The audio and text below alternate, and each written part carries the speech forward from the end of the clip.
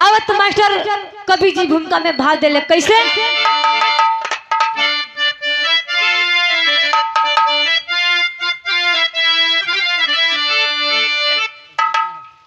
अरे जिनके जटा में समाहिती है गंगा, भस्मी लगाते औघड़ डमरूधारी, माथे पर चंदा गले मुंडमाला, शिव का शिवाला जहाँ त्रिशूलधारी, आदि अनादि अनुपरूप माया, काया कमल सुशोभित हुआ। अरे ज्ञानी नारद बन कर धानी चले, दिगंते खरु परिणाम मोहिते हुआ।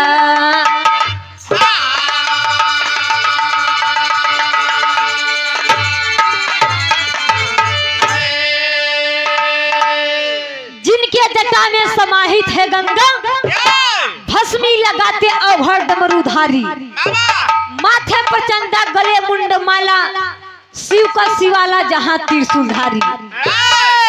ये बाबूजी आज जैसे शिव कुमार भैया का शादी बा, वैसे बाबा भोलेनाथ के शादी बा।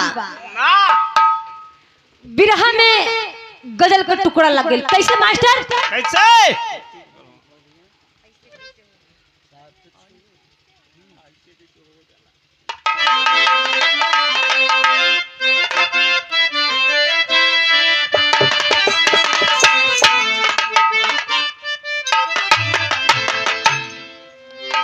अरे ऐसे कैसे हो जाई मोहब्बत के सौदा,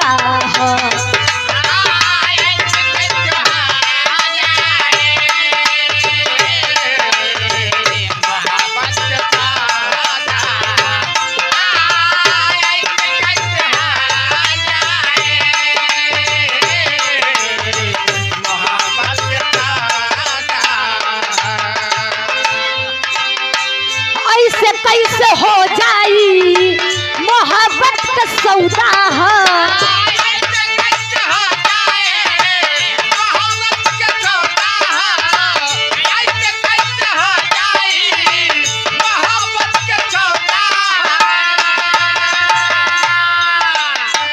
टूट के बिखड़ी जाई प्यार के घरौदा।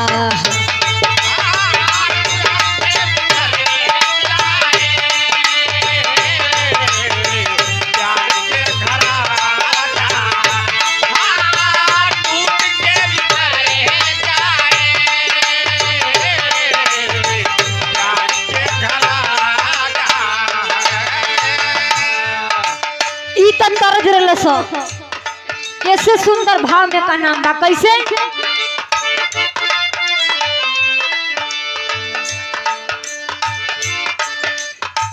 भाव से भक्ति में मां लगा हवेला,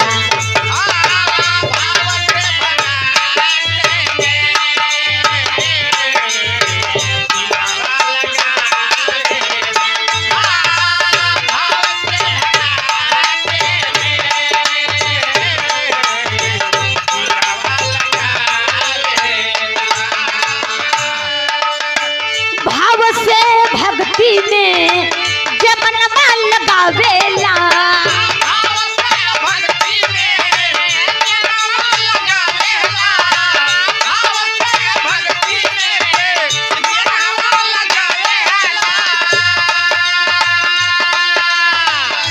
जिंदगी सवरी जाला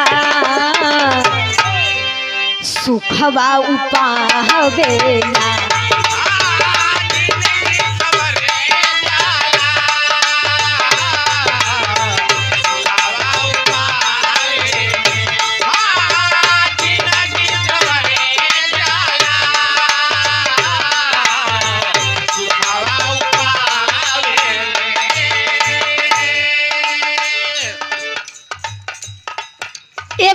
जिंदगी सवर जला सुखवा उपावेला। अगर भक्ति भाव करे के हो आप होकी चाहे हम होकी, अगर भाव से भक्ति करब तो सुख शांति मिली, अगर ना करब तो शांति ना मिली। यही जैसे बिरहा की कहानी शुरुआत कैसे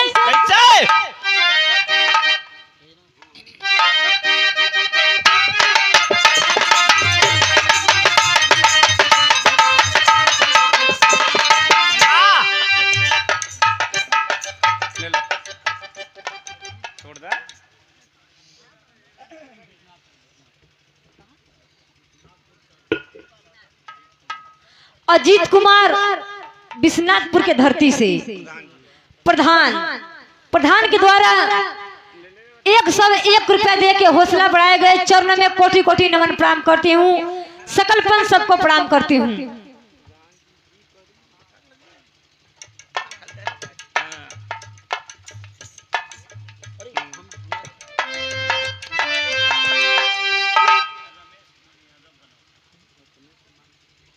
बनौधा की धरती से रमेश कुमार यादव हमारे धर्म के चाचा की तरफ से 101 रुपया दे के हौसला बढ़ाए गए चरणों में कोटि कोटि नमन प्रणाम करती हूँ। सकल पंच सबको प्रणाम करती हूँ।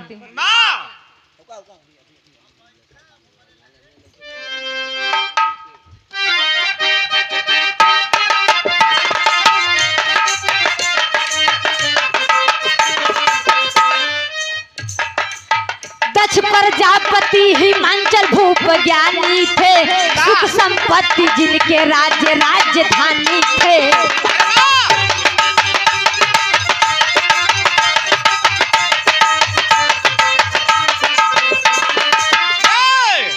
बेटी सयान हुई चिंता सताने लगी, बेटी सयान हुई चिंता सताने लगी। मैना रानी एक दिन राजा को बताने लगी।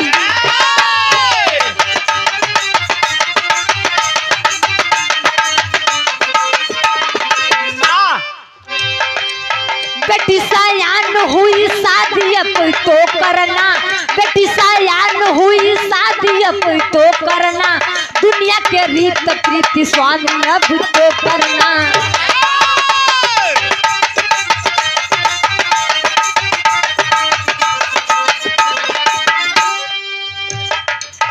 बर को ढूंढने निकले नारद मुनि जहाँ, बर को ढूंढने निकले नारद मुनि जहाँ।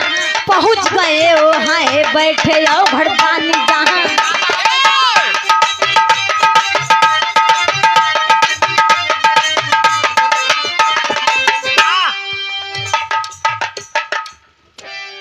ये बाबूजी राजा हिमांचल के बिटिया गौरव पार्वती जी रहली। बिटिया से आन हो गई, शादी विवाह करे की चिंता कपारे पर होखे लगल। एक दिन मैना रानी राजा से कहली कि राजा साहब ये राजे पाठ में अपने खाली देखत हई और कुछ देखत ही कि ना। ए बाबूजी बिटिया को चिंता ढेर मतारी के रहेला, वैसे मैना मतारी के चिंता होखे लगल कि बेटी सयान हो गई नी, शादी विवाह कर दही, अपने घरे चल जा बिटिया, इहो घर द्वार बसाओ। हम हनो जानी घर द्वार में अपने हइये बाड़ी जा। कहली राजा साहब से तो राजा साहब लगले सोचे। जब सुबह भई चलल हुआ बार घर खोजे बदे, जब गौमा से बहरवा कुछ दूर अगवा गईले ए बाबूजी, तो ओहर से रास्ते में नारद मुनि आवत रहले। कहले कि राजा साहब नमस्ते प्रणाम हो गई। कहले बड़ी परेशान लगत थी, का बात हो? राजा साहब कहत हुआ का करी नारद जी, बिटिया सयान हो गई नी, शादी विवाह करे बदे बार घर खोजे चलल हई। कहले महाराज शादी करबा? कहले हाँ वही तो चक्कर में चलल हई। ये बाबूजी नारद मुनि लिया के चलल हुआ कैलाश पर्वत पर हिमांचल राजा के। जब ऊपर गई कैलाश पर्वत पर तो देखले बाबा भोलेनाथ बैठ के दम पर दम गांजा खींचत बाड़े। जब देखले बाबा भोलेनाथ के हिमांचल राजा तो कुछ दूर हट गईले। कहले कि नारद मुनि ई लइकवा है कि लइकवा का बाऊ हो, ई कैसन गजड़ी भंगड़ी लइका हमके देखावत हुआ। कहले नहीं प्रभु, आपके देखे में ऐसा लगत हुआ, चल के पजरमा तो देखी। जब गईले बाबा भोलेनाथ के पजरे नारद जी कहले महाराज जी अरे आप सदिया करब की जिंदगी भर अड़ुए रहब। कहले अरे प्रभु तनी भेसवा बदली। नारद जी हम कहिए के तो ये जोहत है कि कहिया हमार सदिया होखे। कहले ठीक बा, अपन भेष बना के आई और हम कोई के आपके देखे बदे लाई बाड़ी। जब बाबा भोलेनाथ अइले अपने भेष में, उहे चाहते बड़े कि कहिया हमार बियाह हो जा। जैसे हमारे शिव कुमार भैया के आज हल्दी लगल बा और शादी के दिन बा, वैसे बाबा भोलेनाथ प्रसन्न हुए ना हिमांचल राजा के। उ दिन आ गए शादी वाला। कहले ठीक बा, जाती घरे बारात सजल कैलाश पर्वत पर चलल है हिमांचल राजा के द्वार। जब द्वार गए तो द्वार पूजा तिलक होत बा बाबूजी। तो गौरव पार्वती का सखी जब देखली, कहली का हो सखी तो आर दुल्हा इतना सुंदर बाड़े, कितना हम बड़ाई करी। कहले ठीक बा ये सखी, आप कहले कि तो जब दुल्हा आवत हुआ तो पहले छत्ते पर से चढ़ के लगत ही देखे। वैसे गौरव पार्वती जी गईली छत पर ले देखली, अपने बलमुआ की देख के इतना बेहद खुश भइली, एकदम खुशी में पागल हो गईली। अपने बलमुआ के विषय में अपने सखी से बड़ाई बतिया, कैसे बिरहा में तर्ज लग गई।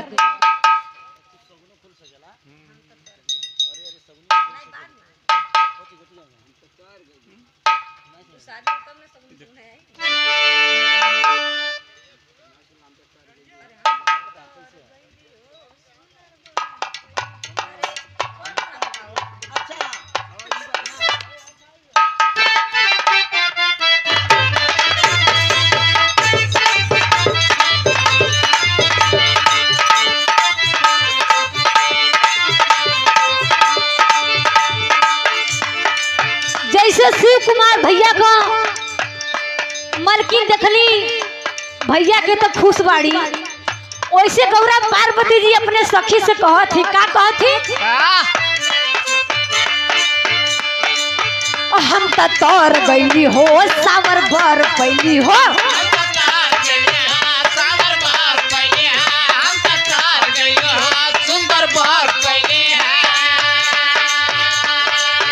अपना रजाऊ के देख के सवार गई हो।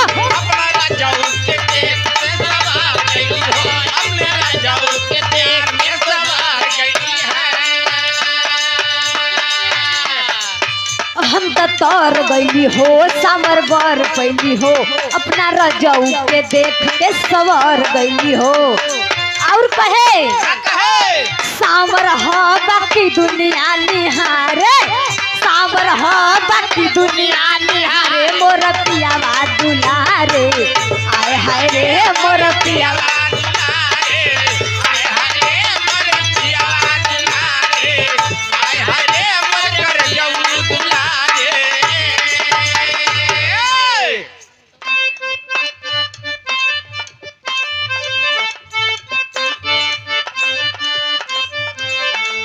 अंतरा में बतावे देव में देव महादेव मोर पिया,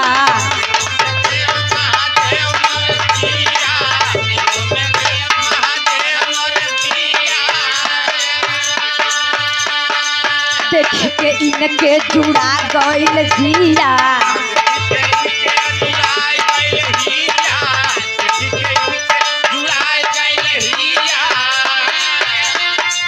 देव में देव महादेव मोर पिया देखी के उनके जुड़ा गईल जिया भसमी भभूति औरी नाग फुफुकारे भसमी भभूति औरी नाग फुफुकारे मोर पिया बा दुलारे हाय हाय हमारे पिया दुलारे हाय हाय हमारे जवा दुलारे हाय हाय मोरे पिया दुलारे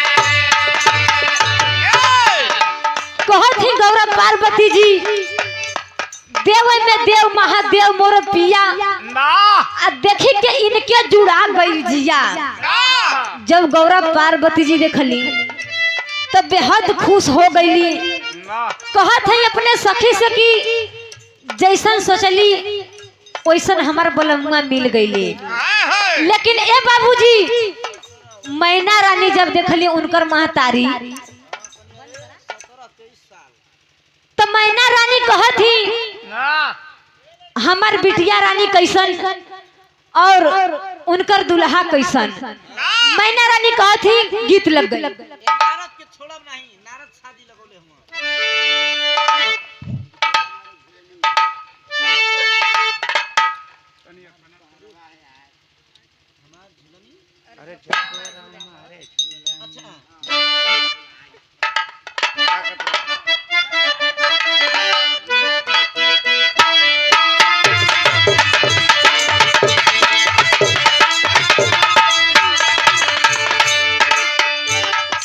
कहे अरे झकोरा मारे झूलनी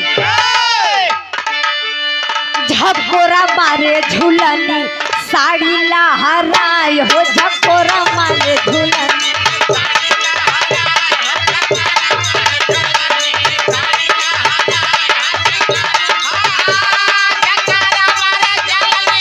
क्या बात है बहुत सुंदर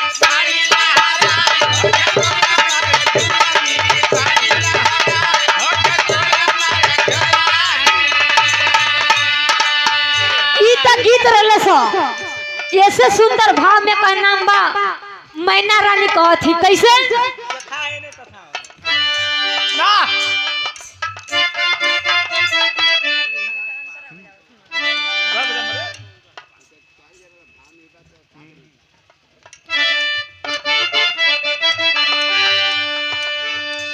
अरे पागल बौरा हवा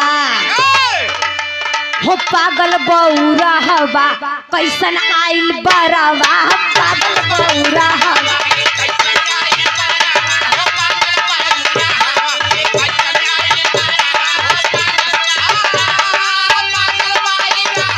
वाह वाह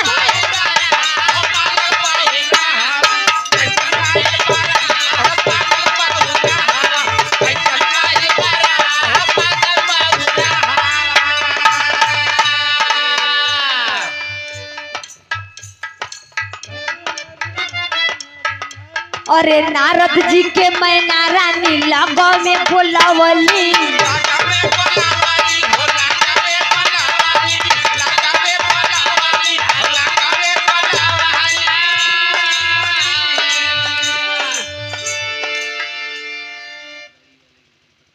पहिला में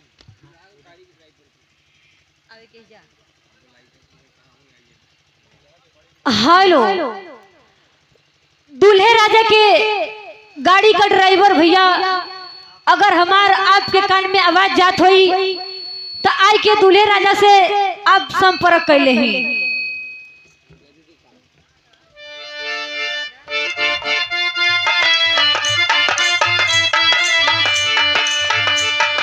नारद जी के मैना रानी लगो में बोलावली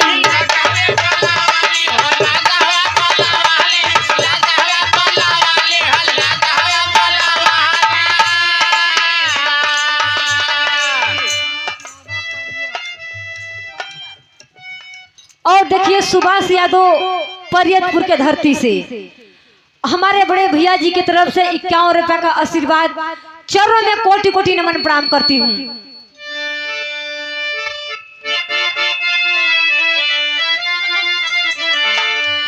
अरे ऊंच नीचे नारद जी के बड़ी कुछ कहली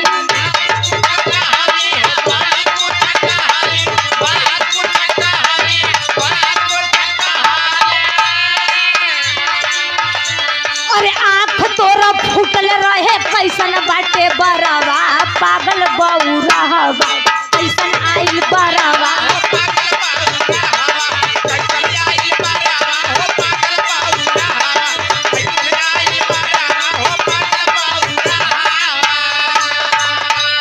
ए बाबूजी मैना रानी कहत थी आँख तोर फूटल रहे कैसन बाटे बरवा पागल बौरा हवा कैसन आइल बरवा नारद मुनि के कहली ए नारद जी हमार बिटिया इतना सुंदर सुशील और ऐसा बौरा पागल खोज के लिया देला ऐसा लिया देला बूढ़ फेल शादी करे बदे हमसे इमक बदरिया ठेली के का करी देखा वाला कहली कि हम शादी ना करब अपन बारात एजे से लौटा दा तेरी में कहना बा कैसे आगे का दांत टूटल बा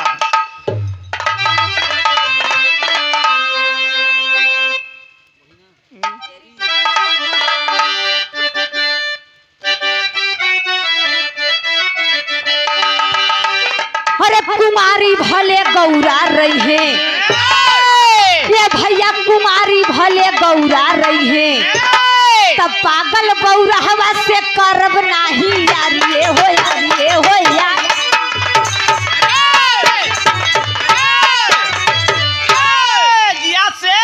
चपरहा कहत ही पागल बौरा हवा से करब नहीं यारी हो कुमारी भले गौरा रही है समझावत हो नारद मुनि का मैना रानी के का कि सुनी मैना रानी इतना सुंदर सुशील दुल्हा ना आए आ अपने हमरे इतना सुंदर सुशील दुल्हा के आप छिप काट देली जाके बाबा भोलेनाथ के काने में कहत हुआ नारद जी ए प्रभु अब बोले अपन भेषा बदल नहीं तो मैना रानी ऋषियात खिसियात बड़ी शादी नहीं करिए तो से गाड़ी रहते कहती हम शादी ना करब समझावत हुआ नारद जी मैना रानी के गीत लग गई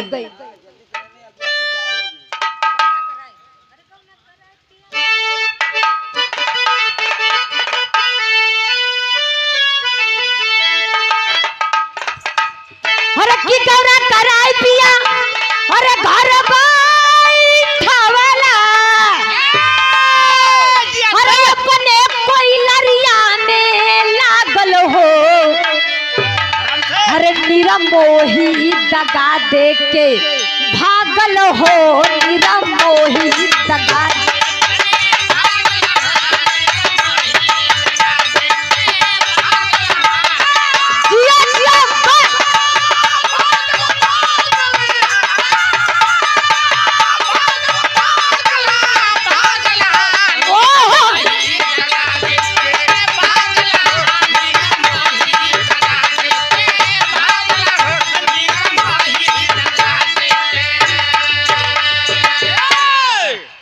गीत रलस ऐसे सुंदर भाव में का नाम बा कैसे अरे भूत बैताल बिच्छू अरे नाग फुकारे अरे कैसन माराई मतिया हो हम देखनी ना ऐसन बा रतिया हो हम देखनी ना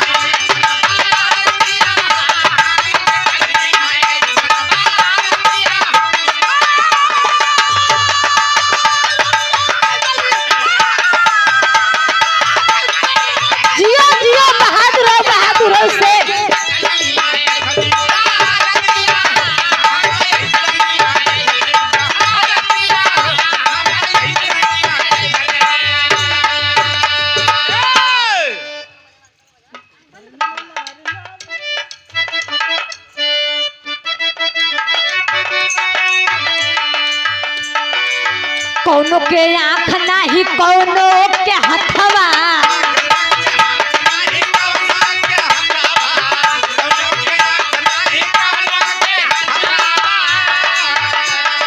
कौनो के कपार नाही नाचतावे सथवा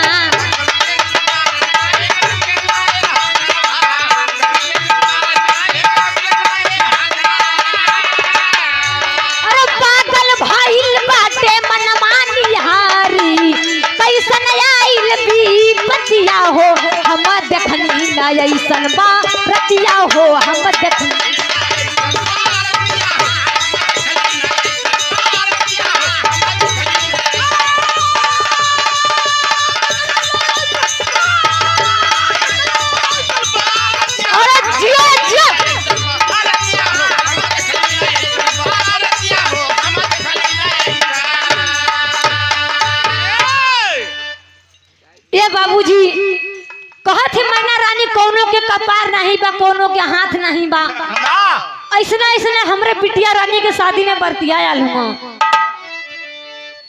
जब बाबा भोलेनाथ अपन भेष बना के अइले, ए बाबूजी मैना रानी कहली ठीक बा शादी हम करब। ना गैना मारो में सिंदूर दान करे बदे बाबा भोलेनाथ है तो देखा ये दुलारे भैया, पहले शुभ काम में सगुन के काम में शुभ काम में गीत गारी होखेला। माई बहिन बड़ी लहा के गीतिया गावेली। कैसे? कैसे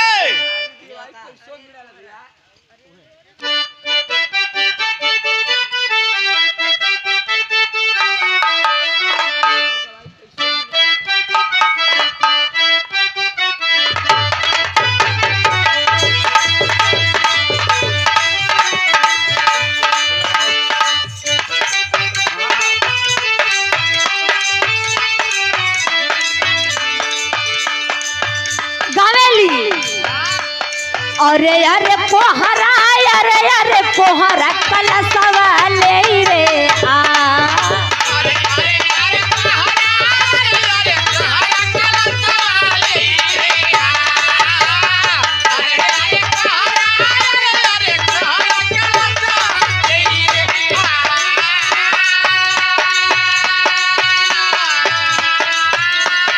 अरे अरे पोहरा, अरे अरे पोहरा कलशवा ले रे आ। हाई तो हरे कलशवा रे पोहरा होला रे बिया।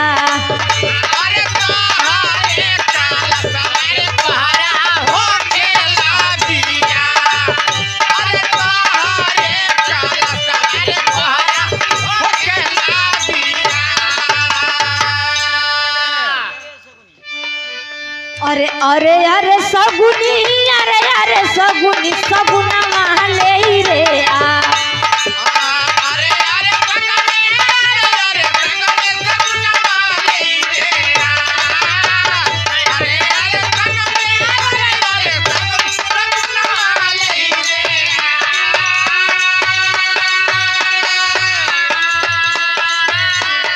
अरे अरे सगुनी, अरे अरे सगुनी सगुना ले रे आ। हाई तो हरे सगुना रे सगुनी होला रे बिया।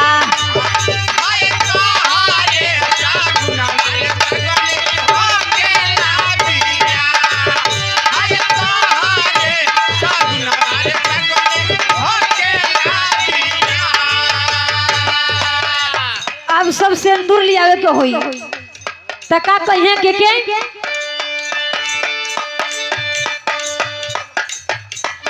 अरे अरे पटेरिया, अरे अरे पटेरिया सिंदूरवा ले रे आ।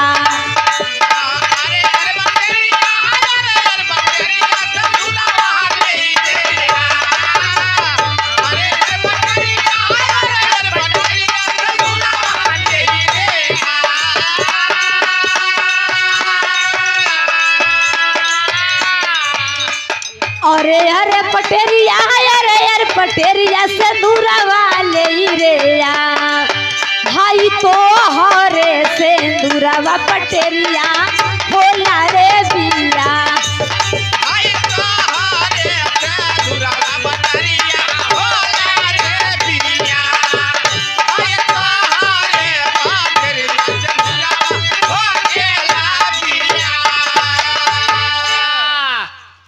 ई तो बुढ़िया माई गीतिया गावत रहली। अब जवन लइकिया है तवन कैसे गावत ही?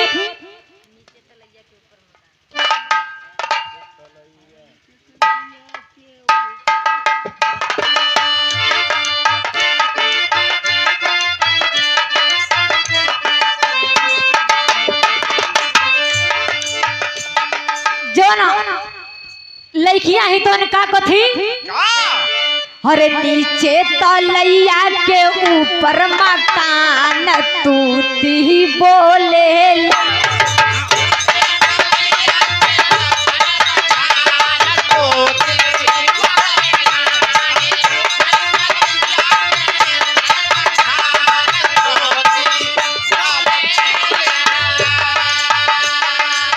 सुंदर से सुंदर भाव में कहना बा। अब सिंदूर दान होत बा बाबा भोलेनाथ के। कैसे? ऐसे भगवान भोलेनाथ कैलन सिंदूर दान फुलावा देव बरसे।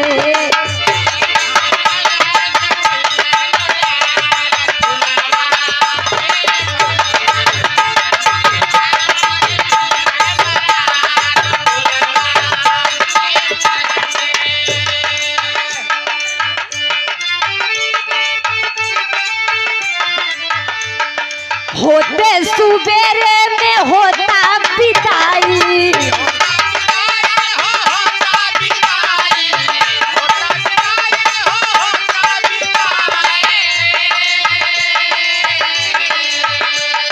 राजा हिमांचल रोवे असुआ बहाई।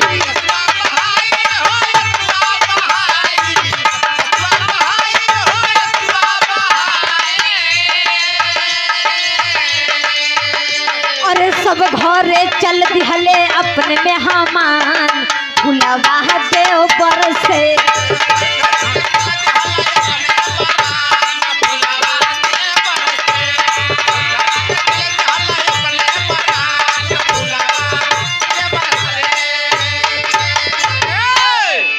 ये बाबूजी बाबा भोलेनाथ के सिंदूर दान हो गई। देवता लोग फूल बरसावत बड़े सिंदूर दान होत बा। ना जब सिंदूर दान हो गई दुलारे भैया, हाँ बिटिया रानी सुबह हो गई, राजा हिमांचल विदाई करत हुआ और रोवत हुआ, झरझर अखिया से आंसू गिरत बा। ये बाबूजी कोई का बिटिया होकर जब घरे से निकले ले तब पत्थर का करेजा बना के बाऊ माई बिटिया के दूसरे के द्वार भेज देवला। ये भैया गीत लग गई।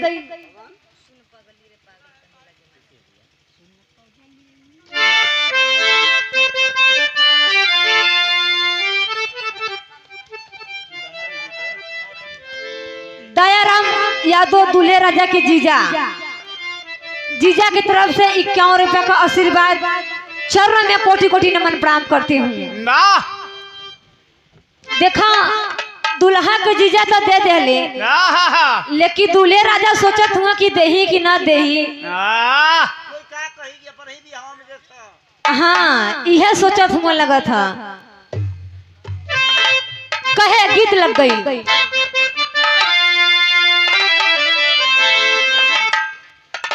कौनो आशिक अपने मासुका से कहत बा।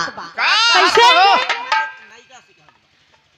कौनो नायक अपने नायिका से कहत बा। कौनो गायक कौनो गायिका से कहत बा। कैसे कहे?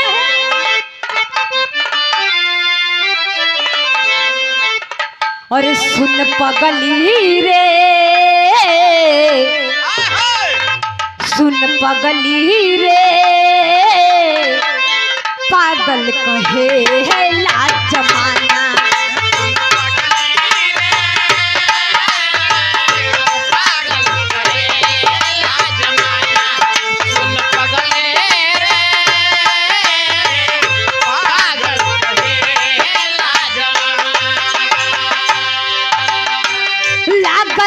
कि मार जाइब ना तो कुछ कर जाइब, लोगवा के सुनी सुनी ताना हो।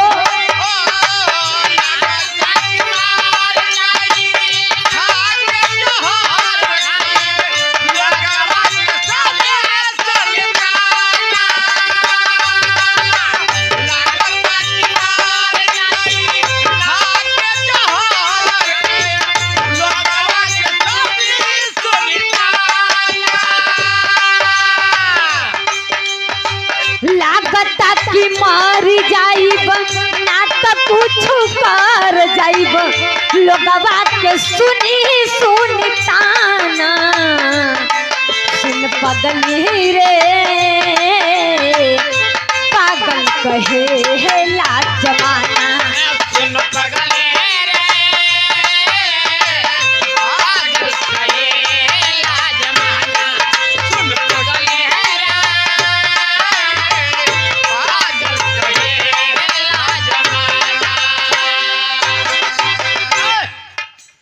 तो गीत रहलस लेकिन बिटिया का विदाई होत बा तो गांव घर लोग और बाबू माई कहत बड़े कैसे कैसे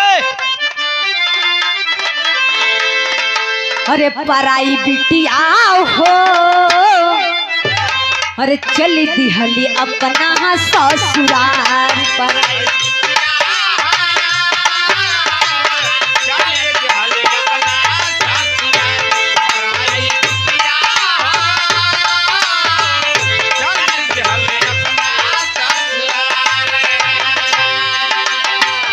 बाबू माई ध्यान धैले पाली पोस स्यान कैले बट गईले धान मोर प्यार हो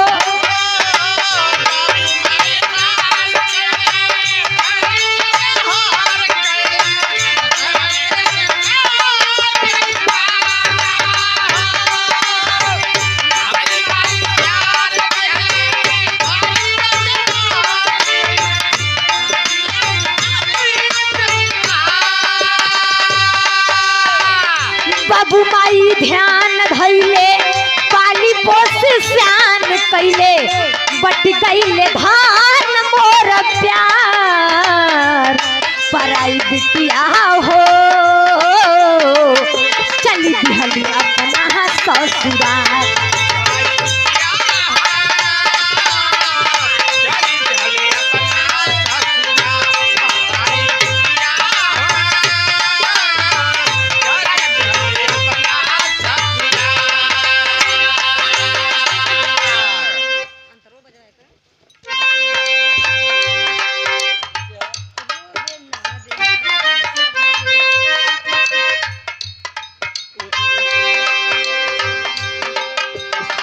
रोवे नर नारी सबके रुके नाही नीरावा बाबू और माई कैसे धरेला न धीरावा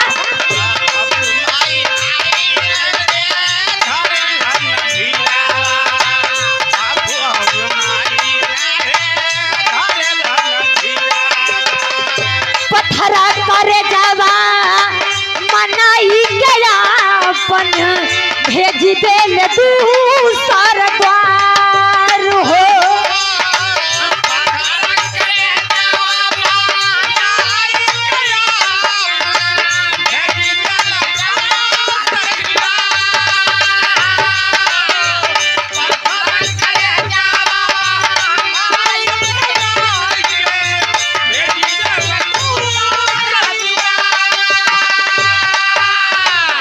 पत्थरा करे जावा मनाई गया अपन भेज देल दूसर द्वार पराई बिटिया हो चली दिहली अपना ससुराल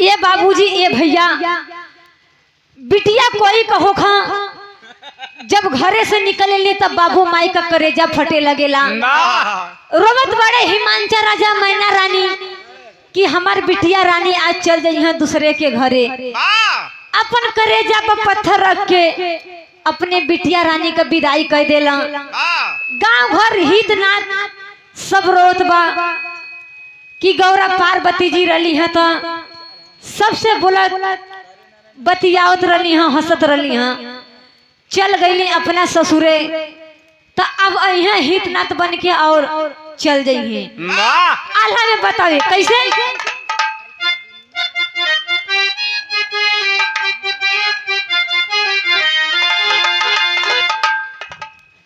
हर की दुनिया के रीत प्रीत अरे बनवले विधाता भैया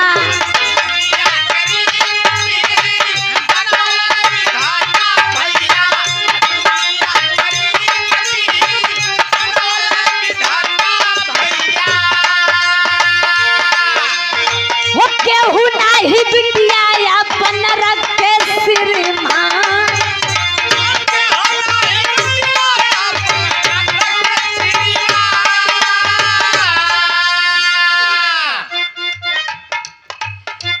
चाहे भिखारी होके चाहे भूप ज्ञानी बनकर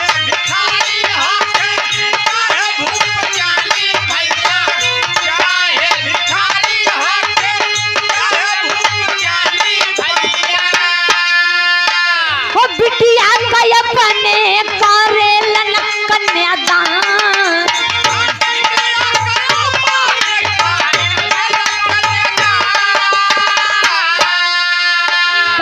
जस बिटिया कोनो खूटा पर बनाई रे जाली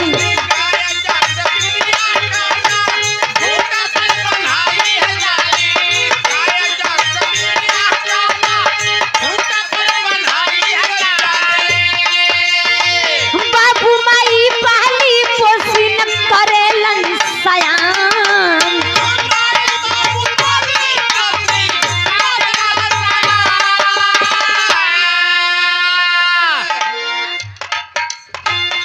ससुरा में जाके है अपन घरवा बसावे बेटी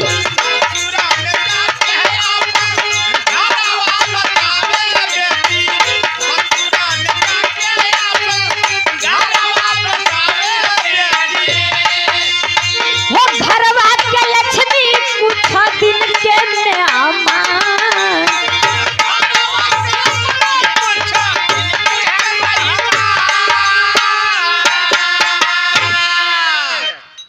ये बाबूजी ससुरा में जाके अपन घरवा बसावे बेटी और घरवा की लक्ष्मी कुछ दिन का मेहमान।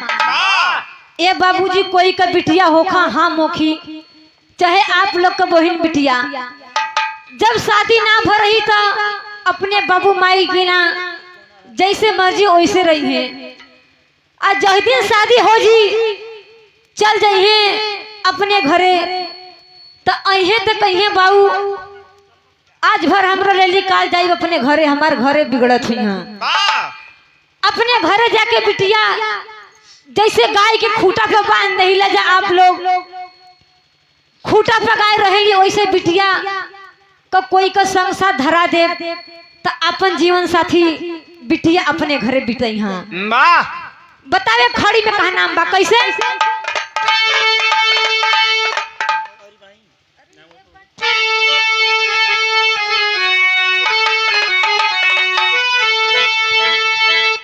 अरे है बाट विधि का अरे विधान सगरी ये भैया ई है बाट विधि का विधान सगरी तनैहर छोड़ी चली दिहानी प्रीतम के नगरी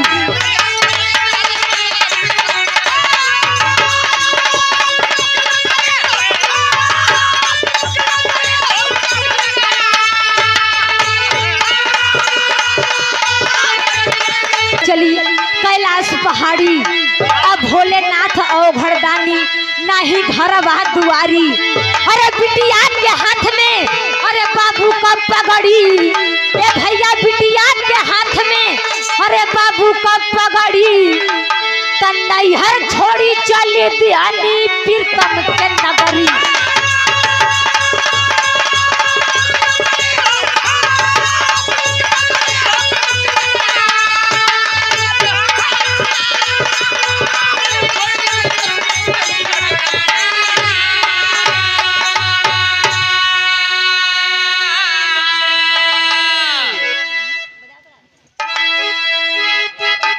अरे नैहर में बिटिया का अरे होला ना गुजारा अरे ससुरा में सूखल रोटी अरे लागेला प्यारा अरे कबो ना वो राई अरे ना वो राई डहरी ये भैया कबो ना हो राई ना हेराई डहरी तनैहर छोड़ी चली दिहनी प्रीतम के नगरी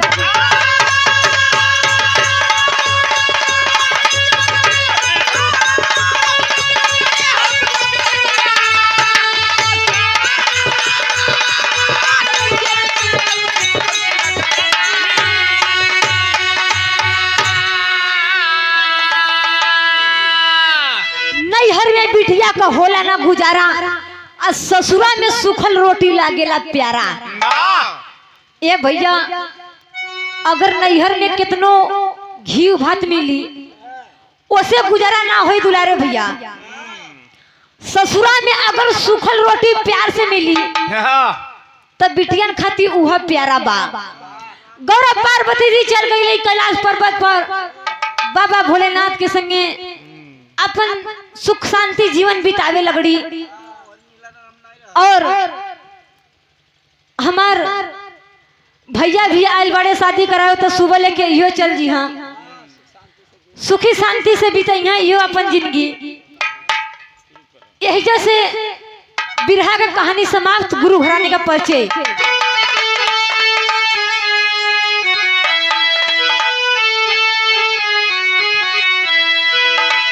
अरे गुरु बिहारी पत्तू छैबर सुखनंदन मनमीते। अरे काशी गुल्लू वेद प्रकाश लागल गीता से प्रीते। अरे कुमारी भले गौरा रही है। अरे भैया कुमारी भले गौरा रही है। अरे करीना बिगन कवि के साथे डमरू धारी कुमारी भले गौरा रही है।